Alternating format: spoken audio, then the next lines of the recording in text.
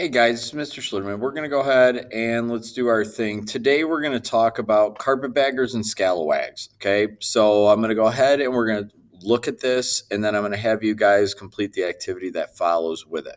Okay, so when we talk about carpetbaggers, a carpetbagger, I'm going to go ahead and read that side and then I'll bounce over to the other side. So the carpetbagger, all right, the carpetbagger image was a northerner's image that came to the South after the war, all right, with this carpetbag of possessions to capitalize on suffering and misery in the South.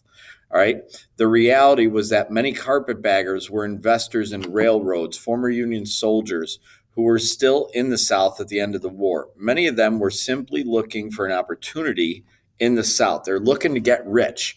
So, as an example, here you've got the carpetbagger looking here. He's got his bag full of stuff. He's got, carpetbagger South. So, these are guys that would go down there. They were opportunists that would go and look for the get rich quick schemes, all right, to kind of do what they needed to do.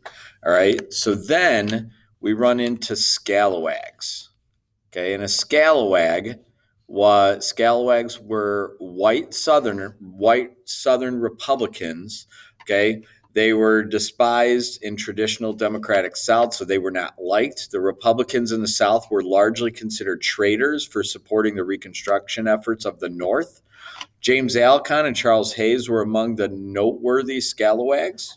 Scalawags included non-slave owning farmers as well as artisan and skilled tradesmen. All right. So where you talk about they were non-slave owners, so they are people who did not own slaves at this time. All right.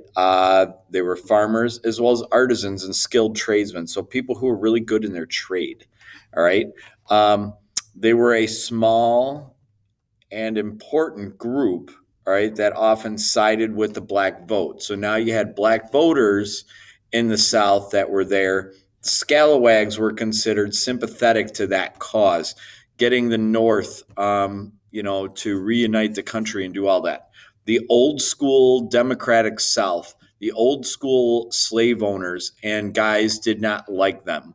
So these guys were considered targets of the North, along with the carpetbaggers. These guys were considered people that were opportunists, that would kind of change things in that light. So here's what you're going to do.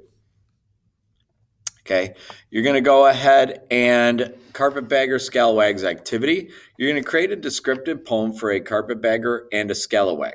The format is as follows. The first line of the description poem defines the topic.